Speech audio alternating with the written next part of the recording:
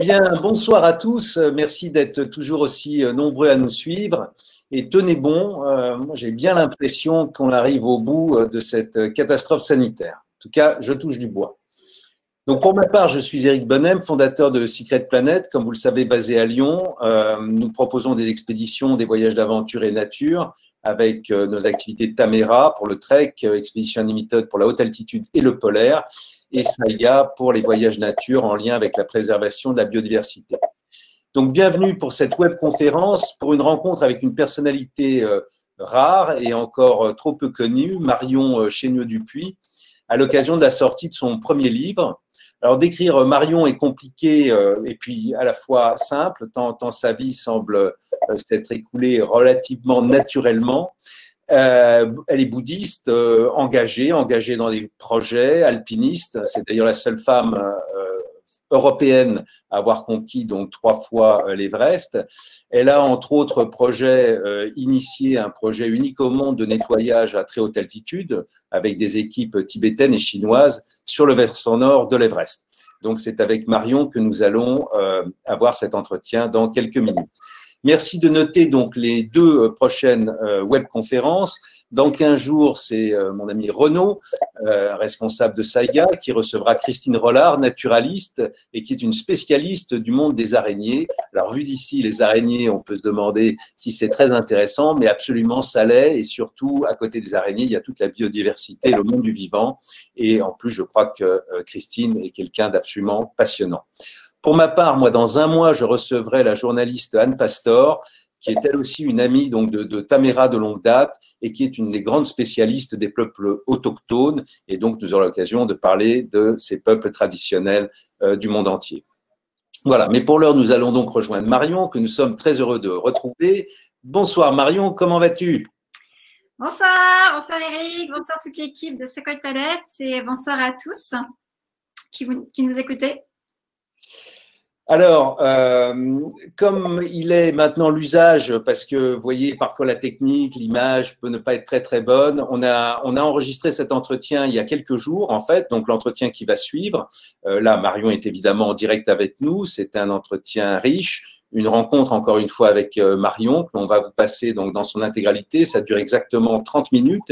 Et à l'issue donc de cette vidéo, de cet entretien, eh bien, naturellement, Marion répondra à toutes vos questions. Écoutez, bon visionnage de cet entretien. À tout à l'heure pour les questions avec Marion.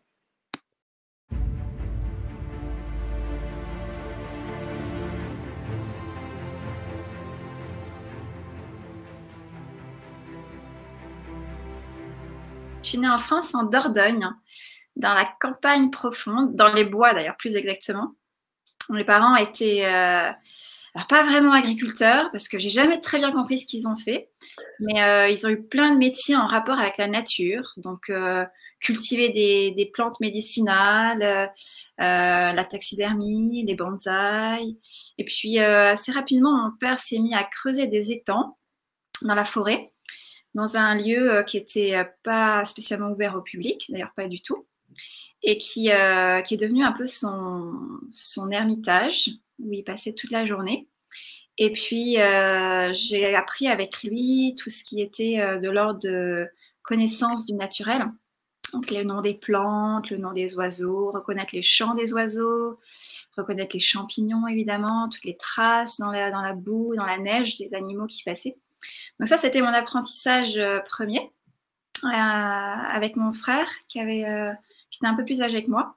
Donc on vivait tout le temps dans les bois. Après, il a fallu aller à l'école, assez tard d'ailleurs, mais ça a été un passage un peu difficile pour aller vers les autres, aller vers une vie sociale. Et bon, ma foi, ça s'est passé. Après, à l'adolescence, j'ai rencontré une amie qui arrivait d'Angleterre, dont le père était docteur à Calcutta, dans les rues de Calcutta. Et donc, il avait créé plusieurs cliniques avec chacune dédiée à une maladie et qui étaient dans les bidonvilles. Et on l'accompagnait sur ces rues de Calcutta, sur les trottoirs de Calcutta, dans les cliniques mobiles, pour aider à, voilà, en tant que bénévole, à donner les médicaments. Et donc, ça m'a complètement bouleversée. J'avais 16 ans, donc je suis devenue pratiquante bouddhiste entre 16 et 18 ans. J'ai eu pas mal de mal à concilier ma vie de lycéenne à l'école de cirque, parce que je faisais aussi l'école de cirque à ce moment-là, et puis cet intérêt très fort pour le bouddhisme. Donc, les centres en Dordogne, notamment en France, apportaient un cadre pour suivre cette voie, mais ça n'a pas été concluant pour moi.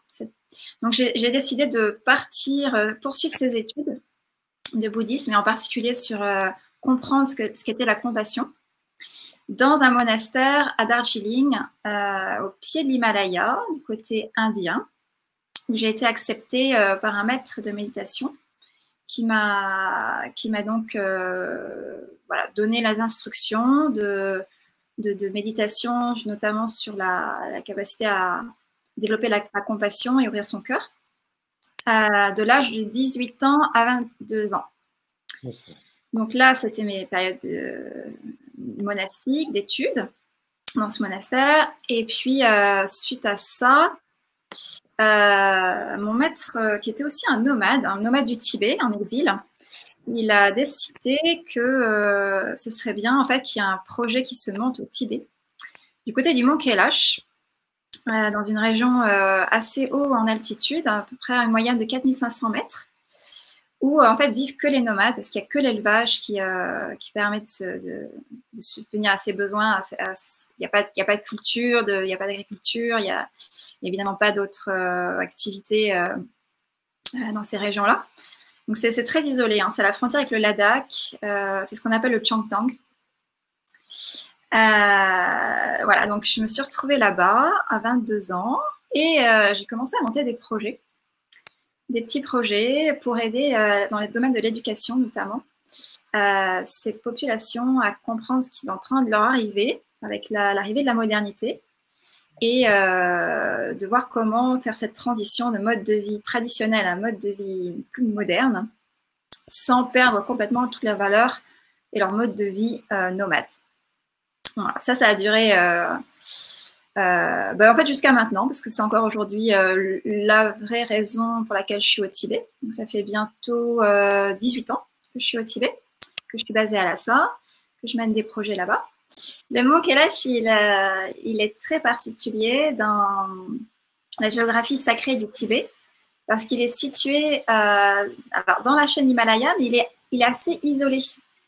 Il est comme un dôme, en fait, tout blanc, à terre, et autour duquel on peut tourner pour faire ce qu'on appelle une kora en tibétain, donc le tour de la montagne, qui permet en fait de rendre hommage au caractère sacré de la montagne, en priant autour de lui, en faisant des offrandes, en se prosternant même parfois, tout autour. Et donc il y a les religions de l'Inde, comme l'hindouisme, aussi les jaïns, mais aussi les religions anciennes du Tibet, comme les chamans du Tibet, qu'on appelle aussi les böns, ainsi que bien sûr les bouddhistes tibétains. Donc ces 4 grandes religions qui considèrent cette montagne comme l'axe central de l'univers, et qui considèrent que tourner autour de cette montagne génère énormément de points positifs, de bénéfices. Donc, ça fait un lieu, en fait, ça fait de ce lieu un lieu de pèlerinage où abondent en fait des populations de 4 coins de l'Asie. Alors, le mont Kailash n'a jamais été gravi. Il y a eu une tentative, mais qui a échoué. Donc, ça a été pour les Tibétains aussi un signe que cette montagne était vraiment amenée à rester pure. Je suis arrivée en 2002 à Lhasa. J'étais étudiante à l'Université du Tibet, dans la capitale, à Lhasa. Et c'est là où j'ai commencé à comprendre en fait tout le fonctionnement du système administratif au Tibet, encadré donc par un certain nombre de fonctionnaires à la fois chinois et tibétains. Alors l'arrivée est assez brutale. Il y a un caractère impersonnel en fait de la ville, avec des constructions assez massives qui rappellent quand même une influence très forte de la Chine communiste. avec des maisons bien alignées qui n'évoquent rien de la culture tibétaine. Donc ça c'est le caractère assez froid. À côté de ça, il y a quand même donc le grand paradoxe, c'est que la terre du Tibet, elle, a gardé tout son caractère sacré avec l'implantation de nombreux monastères qui ponctuent toute la découverte de cette ville, et qui même des petites chapelles cachées en fait dans les ruelles. Où, quand on commence à regarder en fait l'envers du décor de cette ville, on se rend compte qu'elle est chargée de tout un patrimoine, un héritage spirituel, religieux qui est encore extrêmement vivant. Et puis il y a aussi tout simplement le ciel, la luminosité incroyable, l'espace illimité qui avec cette sensation qu'entre la terre et le ciel, en fait, il y a cette immensité qui s'ouvre à notre regard. Donc ça, c'est aussi un des caractères incroyablement forts, enfin, qui marque énormément au Tibet. À partir de 2008, il y a eu un tournant important dans la relation du Tibet avec la présence étrangère. C'est que suite à un soulèvement à Lhasa, les étrangers ont été invités à partir assez précipitamment. Et depuis cette période, très peu en fait ont réussi à revenir pour s'y installer, avoir une activité professionnelle sur le long terme. Ce qui fait qu'aujourd'hui, il y a une poignée. Donc une poignée, c'est peut-être entre 5, maximum 10 personnes, dont une famille qui fait déjà... ils sont déjà 4. Donc c'est une présence extrêmement réduite des étrangers à Lhasa. Il n'y a pas d'autres Français que moi, et il n'y a pas d'autres Françaises que moi. Je suis devenue guide de trekking donc à partir de 2003, ce qui fait que j'ai rencontré des très nombreux groupes francophones qui arrivaient au Tibet et que je guidais. Parfois, j'accompagnais jusqu'à 7 à 8 groupes par an.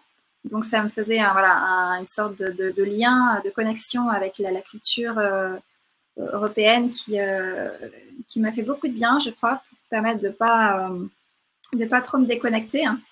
Mais sinon, le reste du temps, quand je suis toute seule dans ma vie à Lhasa, je suis qu'avec mes amis tibétains. J'ai plein d'activités sociales, que ce soit dans le milieu culturel ou d'éducation ou d'environnement. Donc, j'ai créé en fait un réseau d'amis avec qui on a de nombreux projets qui m'a permis de vivre pleinement en fait toute cette période de jeunesse, d'énergie à revendre pour entreprendre des tas d'initiatives qui faisaient du bien, qui étaient toujours tournées en fait vers les autres, que ce soit les personnes âgées ou les enfants, les orphelinats, après les populations nomades évidemment qui étaient le centre de mes préoccupations.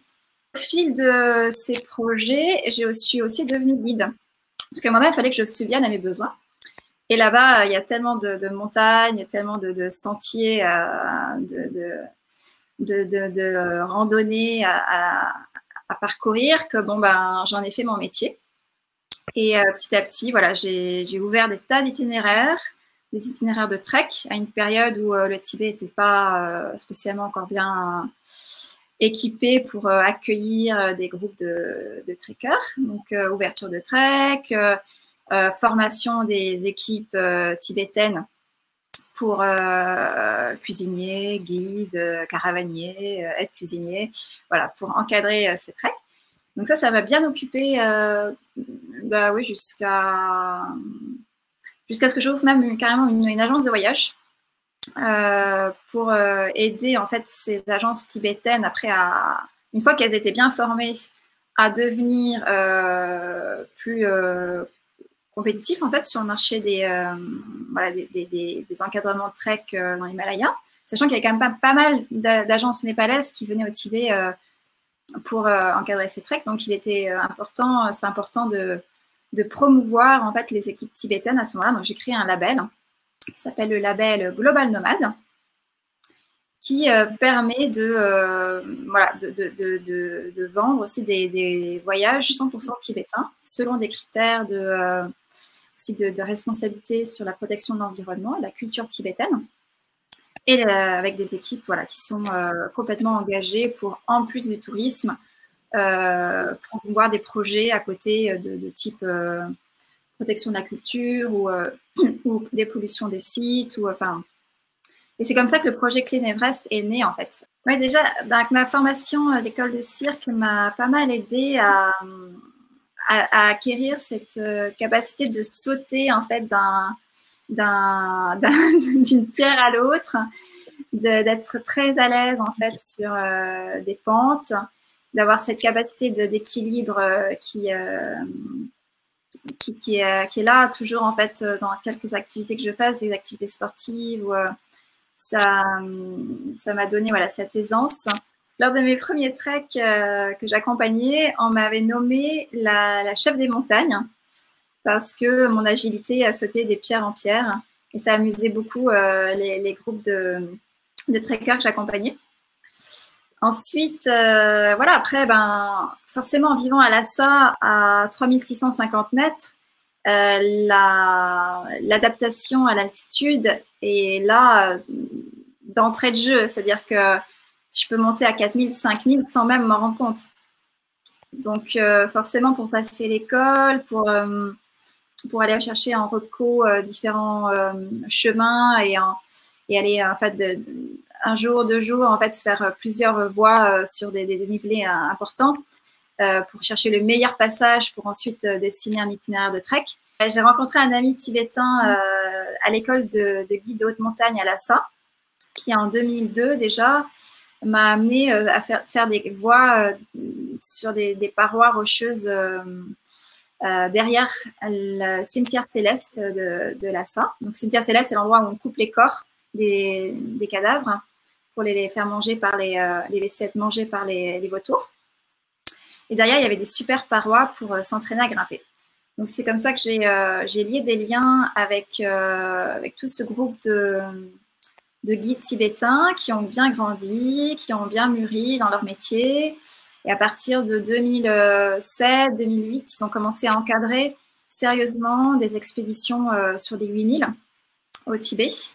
Donc, le Shishabarma, le Shoyu et l'Everest. Donc au départ, ils étaient plus porteurs, et puis après, ils ont commencé à devenir gérants d'une entreprise d'expédition. Et ils ont monté leurs propres équipes tibétaines, 100% tibétaines, pour organiser les expéditions sur l'Everest. Ça les a rendus très connus.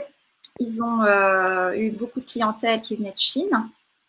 Ils correspondaient exactement à la demande du type de service que les Chinois attendaient pour ces expéditions. Moi, je me suis aussi liée après d'amitié à partir de 2011-2012 avec non seulement les équipes tibétaines qui encadraient les expéditions, mais aussi assez rapidement les équipes chinoises avec qui, en fait, je commençais à faire des expéditions de plus en plus régulièrement parce que j'étais formée par l'équipe tibétaine à Lhasa pour aller, en fait, sur des sommets à 6000, 7000, 8000, faire des cascades de glace l'hiver en Sichuan, et puis voilà, me former à toutes les techniques de sécurité en montagne avec eux. Donc, en échange de ça, je leur donnais des cours d'écologie, comment respecter la montagne en fait, dans l'industrie de la très haute montagne au Tibet. En fait, leur ancrage local fait qu'ils ont une connivence incroyable avec la montagne, qu'ils la connaissent mieux que quiconque. Ils ont une capacité aussi en fait, à s'adapter à tous les changements, les incertitudes au niveau administratif, aussi bien au niveau aussi même d'organisation sur place, parce que la plupart donc, du personnel professionnel donc, sur la montagne sont tibétains, et de pouvoir comprendre en fait, à travers leur langue, à travers leur culture, à travers leur vision de la montagne, comment en fait comment ils sont liés et comment ils s'organisent autour de ce lien avec la montagne, leur métier de guide et d'encadrement d'expédition, c'est absolument déterminant pour qu'il y ait une harmonie en fait et une fluidité pour la bonne réussite d'une expédition. Alors, je suis d'abord rentrée comme alpiniste parce que je voulais en fait comprendre les réalités de la très haute montagne vécues par ces équipes tibétaines qui m'avaient demandé de les aider à mieux organiser en fait leur activité sur les sites des montagnes où ils encadraient les expéditions, pour être sûr que leurs valeurs tibétaines et les valeurs écologiques, des consciences écologiques tibétaines soient bien au centre de leur activité.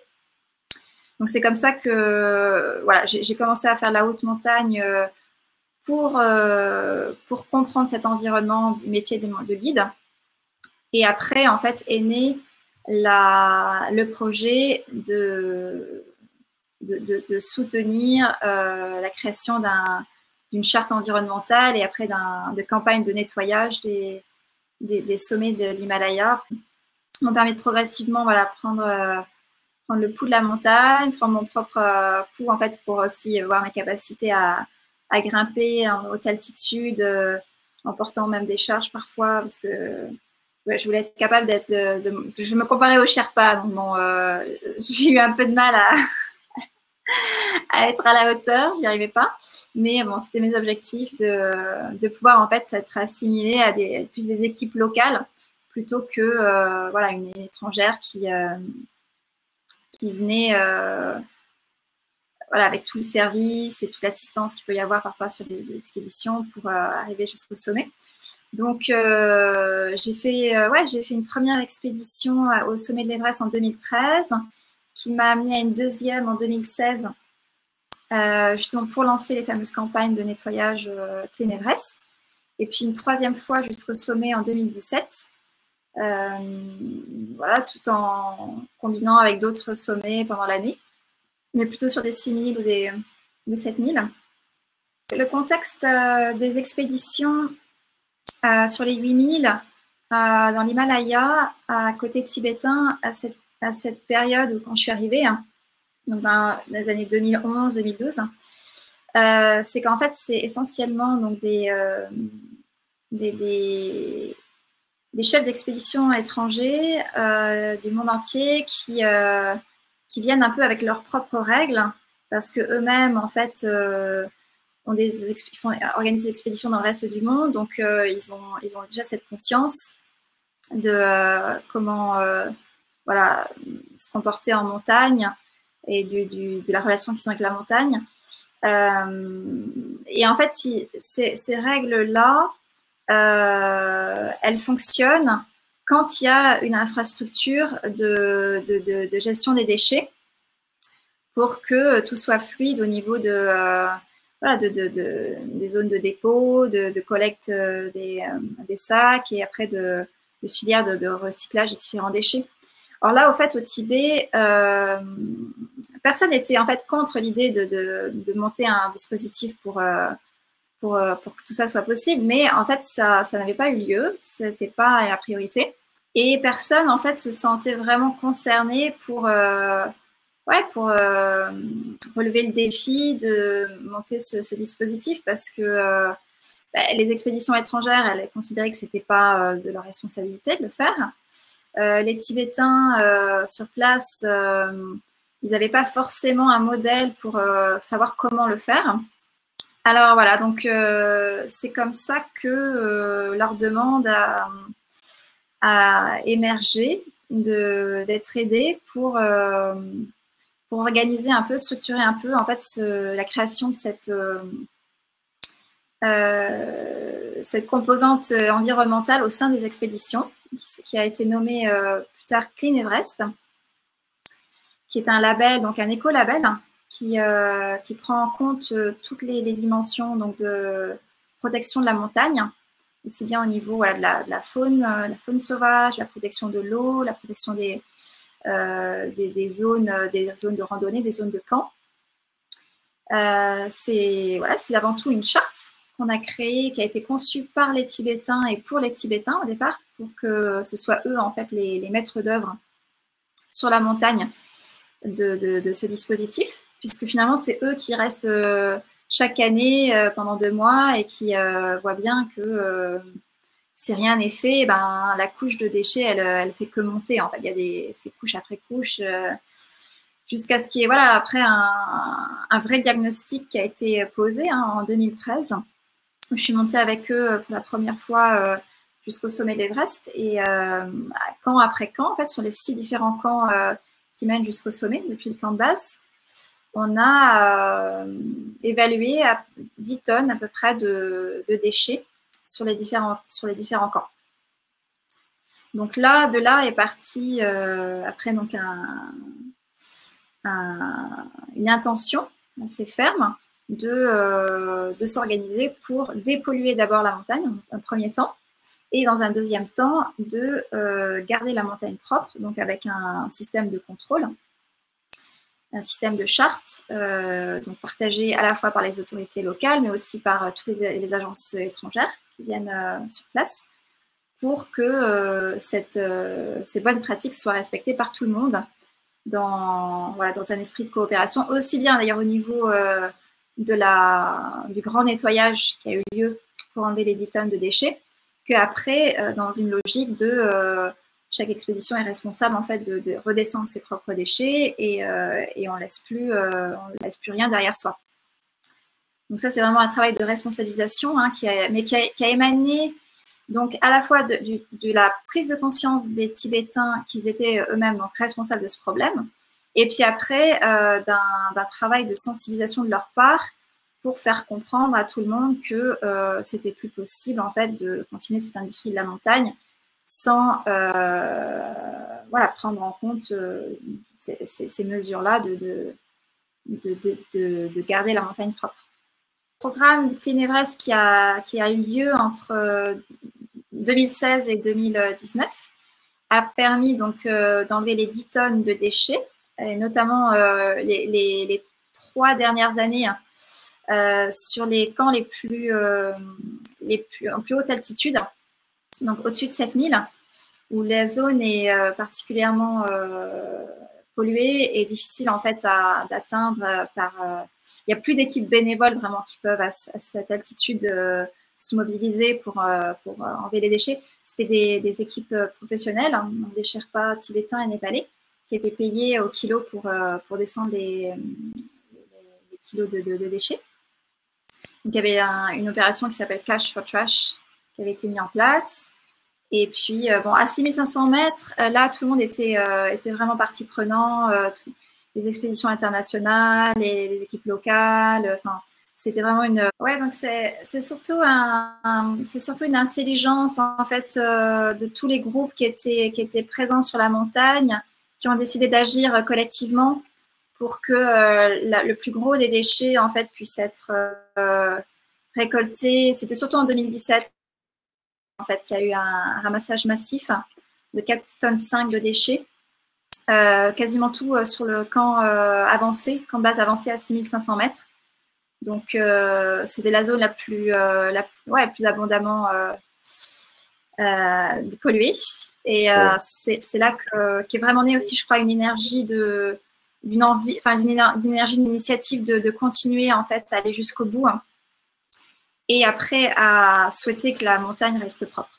J'ai commencé il y a très longtemps. J'ai commencé à écrire un livre qui est le récit de mon parcours de vie depuis l'année dernière.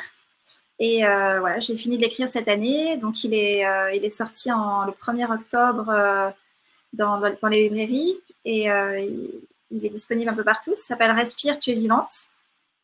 Donc, en quelques mots, c'est l'aventure qui est d'abord une aventure spirituelle, de ce lien très fort avec la nature, qui m'a menée après à découvrir donc, aussi le lien avec l'autre et la connexion plus globale avec tout le vivant. Et d'en faire en fait après une application dans ma vie vers une action écologique, une aventure donc écologique. Comment je peux contribuer à ma mesure pour que cette terre qui est la seule qu'on ait et qui est en souffrance et et avec lesquelles on souffre tous bien aussi fort, tout le vivant, on souffre avec elles, pour qu'elles soient, voilà, prendre soin, restaurer des écosystèmes, voir des problèmes en face et puis accepter la responsabilité en fait qu'on a chacun de prendre soin de cette terre. Donc voilà, je parle de mon parcours parce que aujourd'hui, je sens qu'il y a une émergence en fait de quantité d'initiatives qui cherchent à aller dans cette même direction.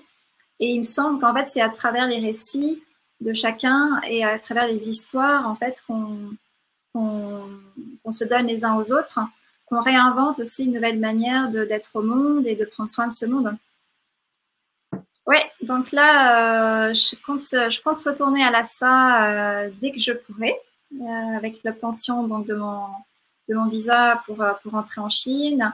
J'ai toujours mon permis de résidence qui m'attend là-bas. J'ai toujours mon entreprise qui donc enregistrée à Lhasa et à Chengdu. Et la structure continue de vivre. Donc, il y a de nouvelles équipes qui sont en train de rentrer. Et puis, il y a des très beaux projets sur la transmission des savoirs traditionnels nomades sur les hauts plateaux tibétains. Suite à tout ce travail en fait, de protection des montagnes, donc Secret Planet a été particulièrement attentif en fait, à ce qui se passait à ce niveau-là sur les expéditions côté Tibet et m'ont proposé un partenariat donc, pour encadrer en tant que chef d'expédition leurs prochaines expéditions sur l'Everest, sur le Shoyu et peut-être sur le Shishapangma. Donc 2021, on attend et puis on verra bien ce qui en sort. Et la prochaine expédition sera sur l'Everest, sera encadrée par Bernard Muller. Donc j'attends avec impatience les retours des équipes pour savoir voilà, si la montagne a bien été protégée et que voilà, toutes les règles de bonnes pratiques environnementales si elles sont justes et bonnes pour les équipes.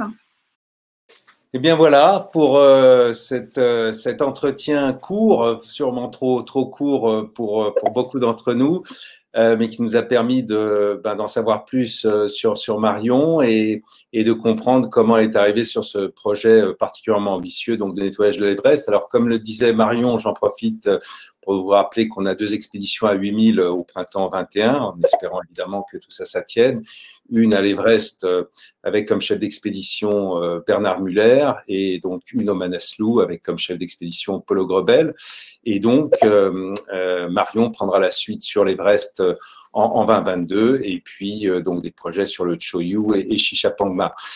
Marion, merci 1000 fois de cet entretien. On a eu beaucoup de questions qui tournent à la fois sur ton parcours, sur tes expés, sur le Tibet et la Chine, la relation avec les Chinois, et évidemment sur le nettoyage à haute altitude. Alors, comme je te connais bien maintenant, il va falloir essayer d'apporter des réponses relativement courtes à mes questions. On va se donner une petite demi-heure, donc il y a beaucoup de questions. Alors d'abord, au début de ton itinéraire, une question concernant de quoi tu vivais pendant tes études de bouddhisme. Voilà. Alors déjà, j'avais très peu de besoins, à part, je vivais à côté du monastère, donc la nourriture m'était offerte par le monastère. Je payais ma chambre dans une petite maison tenue par des Indiens et c'est mes parents qui m'avaient financé cette période de vie où je dépensais 300 ou 500 € par an. Et alors, comme tu étais la seule Française, même si tu rencontres quelques groupes de voyageurs, comment est-ce que tu fais pour garder ton français aussi impeccable? Il n'est pas si impeccable que ça, mon français. Donc, voilà, j'essaie d'être succincte, d'être claire. C'est un travail. Voilà, je me forme pour ça. Bon. Concernant tes expéditions, donc tes ascensions sur l'Everest, tu les as réussies avec ou sans oxygène? Alors, avec oxygène. Et je me suis toujours entraînée pour grimper jusqu'à 7500 mètres sans oxygène. Et à partir de là, après, je n'ai pas spécialement d'ambition d'aller au-delà sans oxygène. Comment tes clients de trek et d'expé réagissent à l'approche que tu as, qui est à la fois spirituelle, enfin qui est au-delà de la partie de guide, chef d'expédition, cette approche spirituelle et écologique. Comment est-ce qu'ils c'est vrai que c'est pas commun sur la haute montagne d'avoir un guide avec ton profil. C'est justement ce qui fait ma particularité. Donc, c'est ça qui peut aussi éveiller un intérêt particulier à aller faire de la montagne, en fait, en rencontrant aussi la culture des personnes qui vivent sur ces montagnes. Donc, non, généralement, c'est très bien reçu. L'approche que je leur propose, c'est même, ça répond à une demande souvent qui est très forte. Toujours sur les voyages, une question sur le mont Kailash. Est-ce que les Occidentaux sont aujourd'hui autorisés à faire le tour du mont Kailash et de suivre une Kora? Alors aujourd'hui, bon, on ne parle pas des derniers mois, mais de l'actualité récente. Ah oui, tout à fait. Oui, il y a de la place pour tout le monde sur ce beau chemin de pèlerinage. Et il y a un col à 5600 mètres à gravir, donc c'est quand même c'est assez musclé quand même. Mais tous ceux qui ont des bonnes jambes pour faire le tour de la montagne, ils sont les bienvenus. Hein. Il n'y a pas d'interdiction. Au contraire, c'est un lieu très ouvert. Bon, alors maintenant, on va passer donc à des questions sur le Tibet, la Chine, la relation avec les Chinois. Quel est ton rapport justement quel est ton rapport, toi, avec les Chinois, à Lhasa? Alors, merci pour cette question. C'est vraiment important pour moi de pouvoir justement m'exprimer sur ce sujet, l'ouverture que j'ai justement sur la question du travail avec la Chine. Et voilà, j'ai toujours eu en fait une reconnaissance, une gratitude envers le fait déjà que la Chine en fait me laisse vivre sur son territoire et me laisse aussi travailler et avoir une entreprise et aussi mener des projets.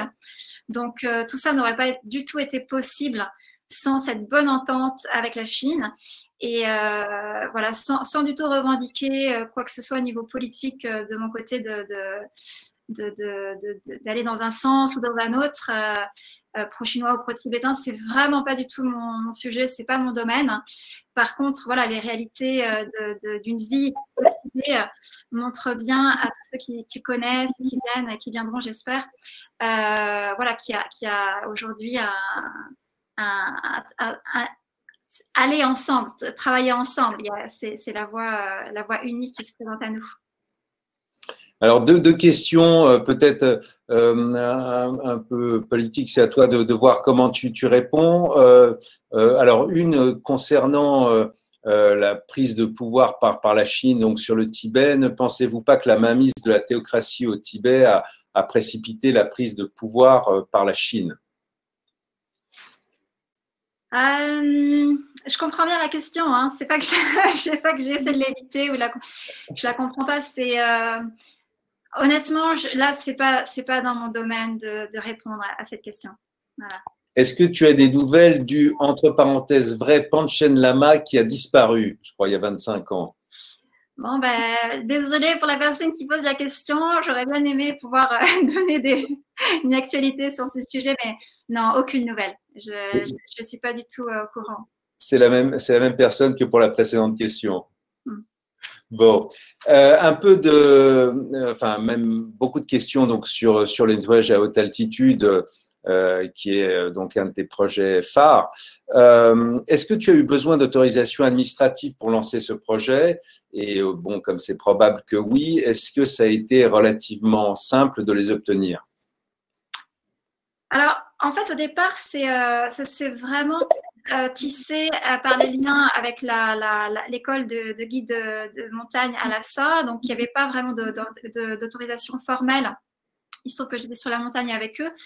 J'avais simplement un permis de gravir l'Everest à cette époque-là. Et c'est seulement en fait en 2017 que là, 2017 que là, l'obtention enfin, d'une adhésion en fait de toutes les autorités locales sur place pour non seulement soutenir ce projet, mais même le développer et permettre de le donner l'échelle qu'il a aujourd'hui. Hein. Donc, c'est pas moi qui ai cherché à obtenir des autorisations. C'est qu'en fait, les autorités locales se sont ralliées naturellement au projet. Hein. Il y a pas mal de questions qui arrivent en même temps. Est-ce qu'on a une estimation des déchets qui restent à nettoyer sur les sommets de la région, pas seulement l'Everest? Et est-ce qu'il y a des points cartographiés où des actions seraient nécessaires? Ce qui rejoint d'ailleurs une autre question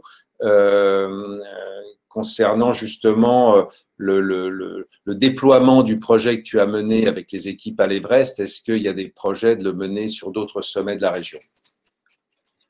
Oui, alors il y a une ONG qui s'est montée localement à Lhasa, qui est la Himalayan Foundation, qui est justement responsable de répliquer ce modèle de gestion des déchets sur toutes les autres montagnes qui sont gravies donc au Tibet, où il y a des déchets.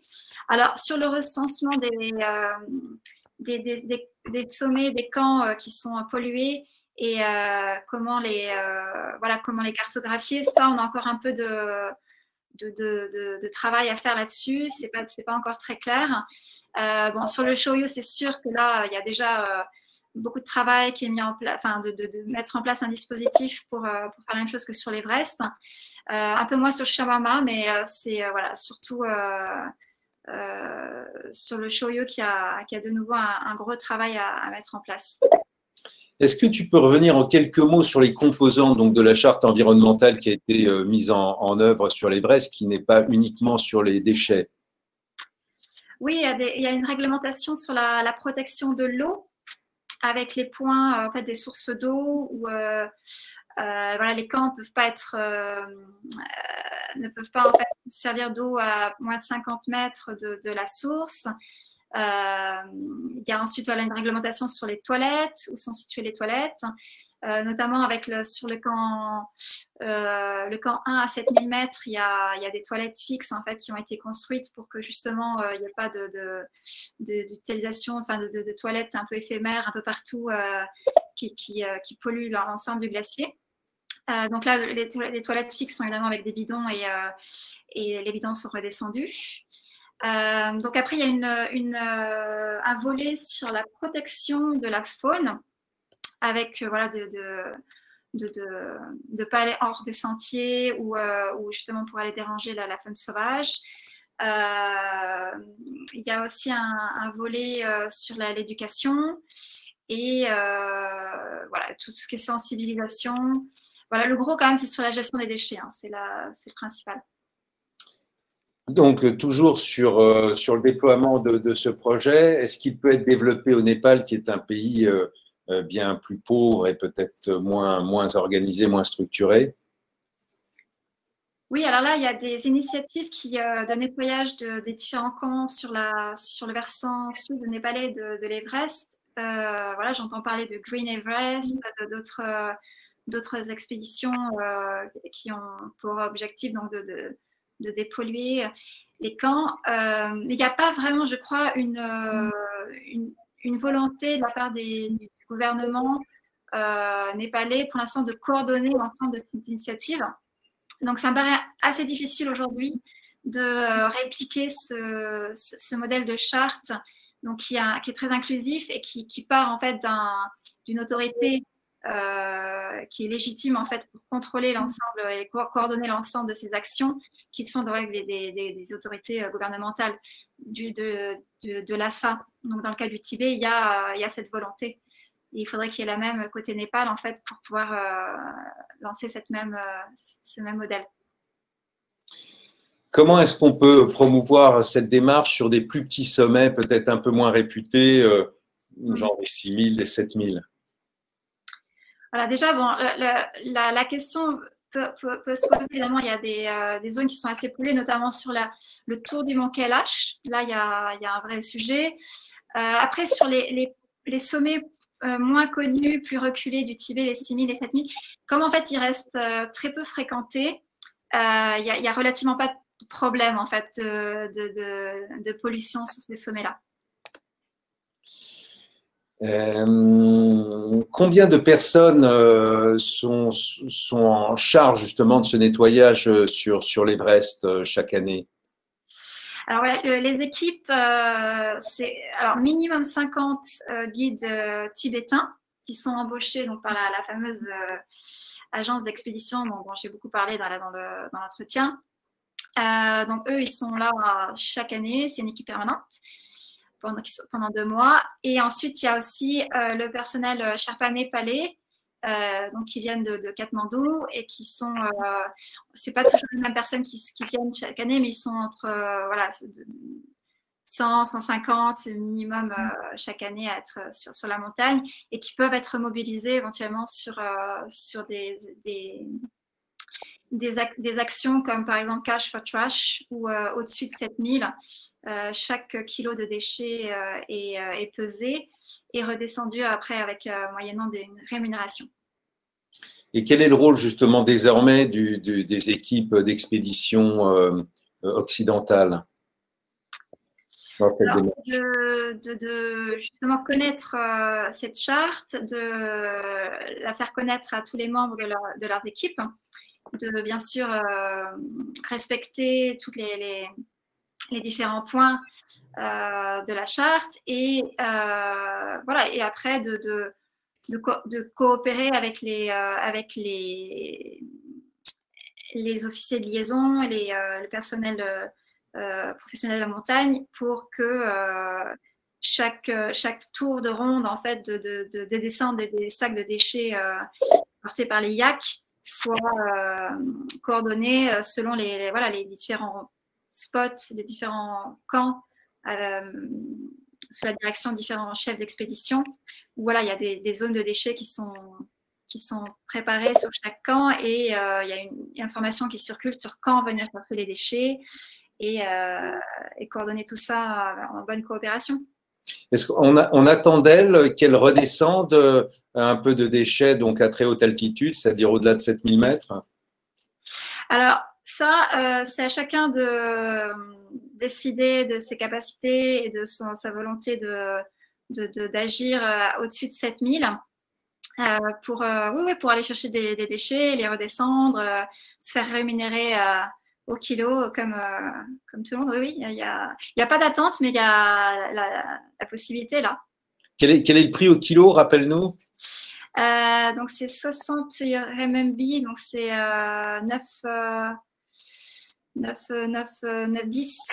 10 dollars. 10 dollars du kilo. Bon, très bien. Pensez-vous envisageable de mettre une taxe sur le matériel monté lors des expéditions? Bon, c'est un peu fait d'ailleurs, hein, dans le permis global peut-être, mais bon, une taxe sur le matériel monté lors des expéditions type bouteilles, oxygène et autres, et de les rembourser si l'expédition les redescend afin de limiter les poubelles sauvages. Ouais, il y a une taxe environnementale qui maintenant de toute façon est versée automatiquement donc par personne.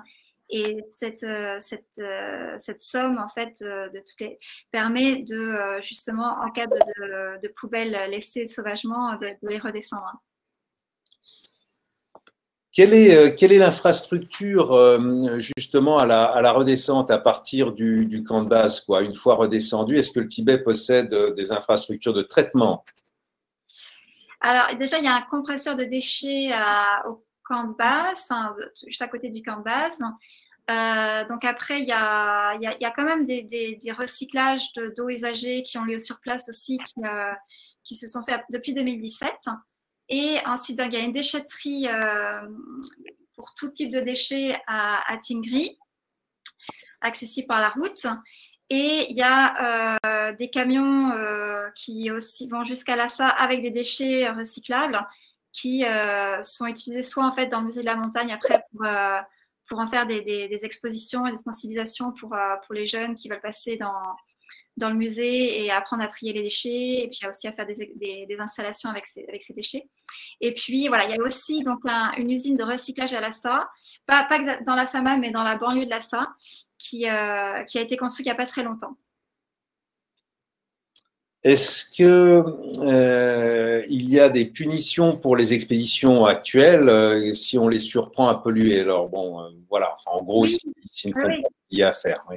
Oui, la punition, elle est en fait pour les expéditions qui à l'avenir ne respecteront pas les points de la charte environnementale, ils seront en fait rayés d'une liste pour avoir le droit de demander le permis d'ascension pour l'année suivante.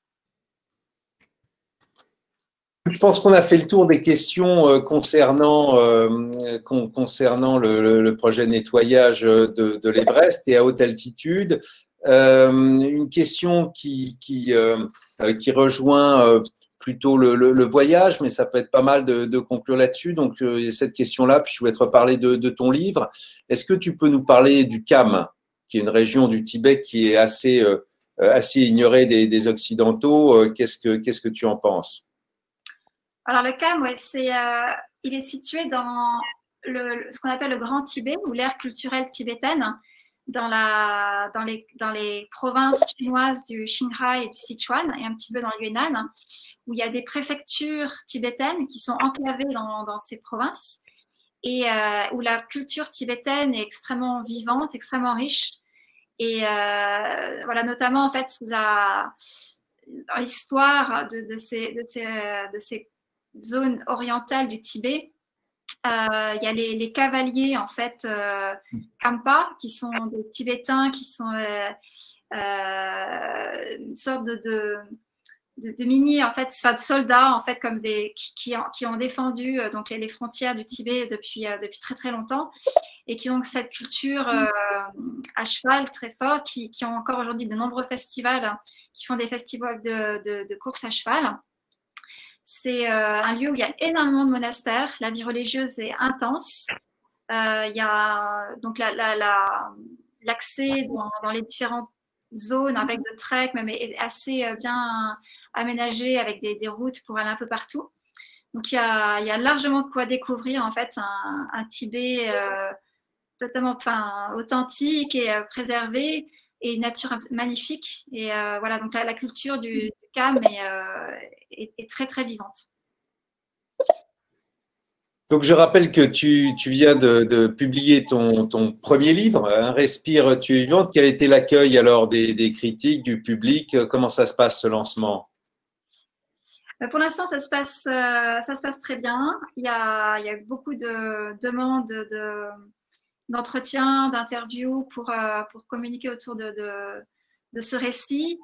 Et donc, voilà, les librairies sont fermées actuellement, mais c'est partie remise pour en fait revenir, voilà, j'espère, jusqu'à fin décembre, sur l'ouverture des librairies. Et ouais, non, j'ai plein d'amis, en fait, trekkers qui me racontent des passages de vie qu'ils ont vécu avec moi sur ces différents sentiers d'Himalaya et tous les échanges bouddhistes qu'on a eus lors de nos voyages. Donc, non, c'est très sympathique, ça crée du lien, ça me permet aussi de revenir en Occident avec voilà, un récit à partager, à raconter. Et je trouve que ça contribue un petit peu à ma toute petite mesure à ouvrir des champs, des possibles pour un futur qui nous relie à la Terre, qui nous relie à notre conscience écologique et à des valeurs bouddhistes qui me sont chères, comme la compassion, la bienveillance. Il y a Didier qui nous rappelle effectivement qu'il y avait une interview sur Arte là, il y a assez peu de temps qui visiblement était passionnante. Mais ça ne m'étonne pas. Donc on peut la voir en replay. Bon, puis il y a plein de choses à voir sur toi sur Internet, ce qui permettra d'encore mieux te connaître. Marion, merci beaucoup de ta concision. Je suis presque gêné parce que d'habitude on a beaucoup plus de temps sur les réponses. Là, tu as été tellement efficace. Bon, mais c'était formidable. Je pense que voilà, si vous voulez vous adresser à Marion directement ou via nous, ce sera avec un grand plaisir. Marion, bon vent. Nous, de toute façon, on va se reparler bientôt pour tous ces travaux, donc à la fois de ces projets de nettoyage à haute altitude, effectivement, comme tu disais, qui nous intéressent absolument, et puis pour les expéditions à venir sur nos 8000 Tibétains. Je me réjouis. Je suis vraiment honorée d'être sur cette plateforme parmi vous ce soir. Et voilà, je vous souhaite tout de bon.